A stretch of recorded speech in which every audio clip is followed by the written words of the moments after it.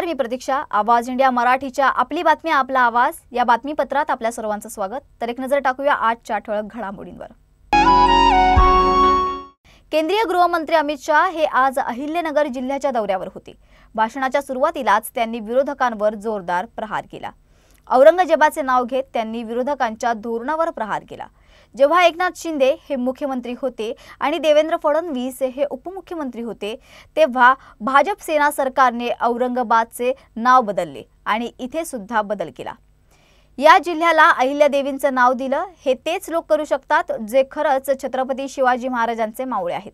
महाराष्ट्राचे त्रिमूर्ती जे आहेत, यातून एकही बनिया नाही, मात्र तिघेही बनियापेक्षा पक्के आहेत असं म्हणत शेतकऱ्यांना मदतीसाठी मागणी केली, असे अमित शहा यांनी म्हटलं. यावेळी मी म्हणालो, महाराष्ट्र सरकारने अहवाल पाठवावा, आम्ही लगेच मदत पाठवतो. हे होऊ शकतं कारण शेतकऱ्यांची काळजी घेणारं हे सरकार आहे, असंही अमित शहा यांनी यावेळी म्हटलंय. अहिल्यानगरच्या लोणीतील कार्यक्रमात बोलताना देवेंद्र फडणवीस म्हणाले की महाराष्ट्रातील शेतकऱ्यांवर आलेल्या नैसर्गिक आपत्तीची दखल घेत मुख्यमंत्री देवेंद्र फडणवीस यांनी शेतकऱ्यांना मदत करण्याची ग्वाही दिली आहे आणि काळजी करू नका, आमचं सरकार शेतकऱ्यांच्या पाठीशी उभं आहे. भरीव मदतीसाठी राज्य सरकार निर्णय घेईल असं फडणवीस यांनी सांगितलंय. तर अमित शहा यांनी आम्हाला सांगितलंय की काळजी करू नका, शेतकऱ्यांना मदत करू. मी काही लोकांना सांगतो की तुम्ही आरसा बघा, तुम्ही शेतकऱ्यांना किती मदत केली हे पहा. शेतकऱ्यांचे पैसे घेत आहेत असे पसरवले जात असल्याचं म्हणत फडणवीस यांनी विरोधकांवर निशाणा साधलाय. महाराष्ट्रातील नुकसानीच्या पार्श्वभूमीवर ज्येष्ठ नेते शरद पवार यांनी राज्य सरकारच्या निर्णयावर टीका केली आहे. त्यांनी म्हटलंय की ज्यांचं नुकसान झालंय त्यांना मदत करण्याऐवजी सरकारने सर्व ऊस उत्पादकांकडून मुख्यमंत्री सहाय्यता निधीसाठी सक्तीने रक्कम गोळा करण्याचा निर्णय घेतलाय. हे अत्यंत चुकीचं आहे. अशा निर्णयाचा पुनर्विचार व्हावा, यासाठी आपण मुख्यमंत्र्यांच्या कानावर हे घालणार असल्याचं पवारांनी सांगितलंय. त्याचप्रमाणे राज्य सरकारने अद्याप केंद्राकडे अंतिम प्रस्ताव सादर केलेला नसल्याचा दावा करत शेतकऱ्यांना मदत मिळण्यासाठी लवकरात लवकर केंद्राकडे प्रस्ताव पाठवावा, अशी मागणीही पवारांनी यावेळी केली आहे. आगामी महापालिका निवडणुकीत राज आणि उद्धव ठाकरे यांच्या युतीची चर्चा सुरू आहे. अशातच आज हे दोन्ही नेते एका कार्यक्रमासाठी एकत्र आले होते. त्यानंतर हे दोघे मातोश्रीवर पोहोचले. या दोन्ही नेत्यांमध्ये मातोश्रीवर बंद दाराआड चर्चा झाल्याची माहिती समोर येते. तब्बल अर्ध्या तासाच्या चर्चेनंतर राज ठाकरे हे मातोश्रीवरून बाहेर पडल्याचं दिसून आलं. या दोन्ही नेत्यांमध्ये नेमकी काय चर्चा झाली याची माहिती समजू शकली नाहीये. मात्र आगामी पालिका निवडणुकीतील युतीबाबत चर्चा झाली असल्याची शक्यताही नाकारता येत नाही. अनिल परब यांनी रामदास कदम आणि त्यांच्या कुटुंबाबद्दल धक्कादायक खुलासा केलाय. रामदास कदम यांच्या पत्नी ज्योती कदम यांनी 1993 मध्ये जाळून घेतलं होतं की जाळले होते याचा तपास करा, असं त्यांनी थेट म्हटलंय. आता पुन्हा एकदा राम कदम यांनी आरोप केले असून सीबीआय चौकशीची मागणी केली आहे. अनिल परब यांनी दावा केला की बाळासाहेब ठाकरे यांच्याजवळ डॉक्टरांची एक मोठी टीम होती. मात्र रामदास कदम यांनी स्पष्ट म्हटलंय की उद्धव ठाकरे यांना खुश करण्यासाठी अनिल परब खोटं बोलले. लोकांच्या समोर बाळासाहेब गेले हे मी जाहीर केले होतं. जर डॉक्टरांची टीम होती तर त्यांचे नाव सांगा, असा सवाल देखील त्यांनी यावेळी उपस्थित केलाय.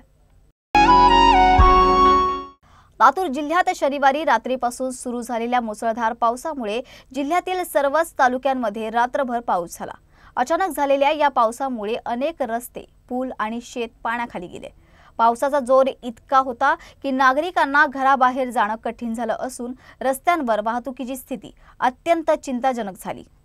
निलंगा तालुक्यातील उस्तुरी, टाकळी आणि बडूर मार्गावरील पूल पाण्याखाली गेल्याने वाहतूक पूर्णपणे ठप्प झाली.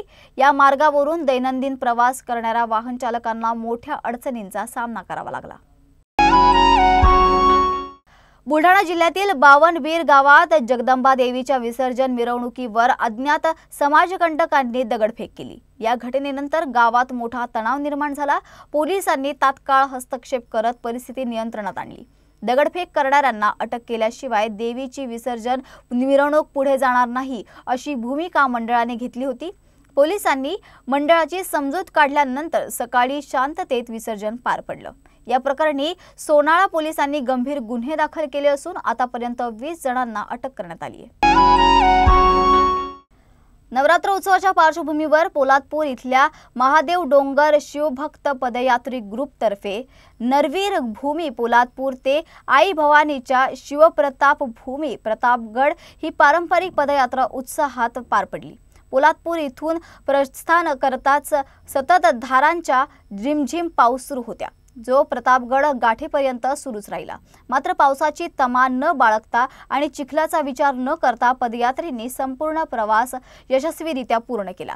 मागील 3 वर्षांपासून महाड छबिना उत्सव आणि वीरेश्वर महाराज दर्शन पदयात्रा देखील केली जाते। गेल्या काही दिवसांपासून पश्चिम बंगालच्या डोंगराळ प्रदेश असलेल्या दार्जिलिंगमध्ये मुसळधार पावसाने हाहाकार माजवलाय। पावसामुळे 7 ठिकाणी भूस्खलन झाले। आतापर्यंत एकूण 13 जणांचा मृत्यू झाल्याची पुष्टी झाली असून जिल्ह्यातील मिरिक परिसरात लोखंडी पूल कोसळल्याने 9 जणांचा मृत्यू झालाय। स्थानिक अधिकाऱ्यांनी सांगितलं की अनेक मृतदेह बाहेर काढण्यात आलेत आणि बचाव कार्य अद्याप सुरू आहे। तमिळनाडूच्या करूर इथे तमिलगा वेत्री कळगम पक्षाचे प्रमुख आणि अभिनेता विजय यांच्या सभेत गर्दी अनियंत्रित होऊन चेंगराचेंगरीत जवळपास 39 जणांचा मृत्यू झालाय।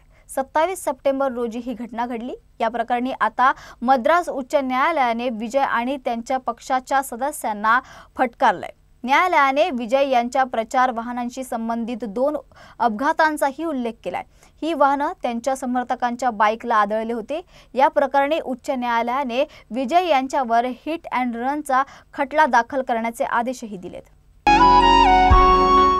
तर आपली बातमी आपला आवाज या बातमीपत्रात आपण इथेच थांबत आहोत। मात्र पुन्हा भेटूया अशाच महत्त्वाच्या घडामोडींसोबत। तोपर्यंत पाहत रहा आवाज इंडिया मराठी।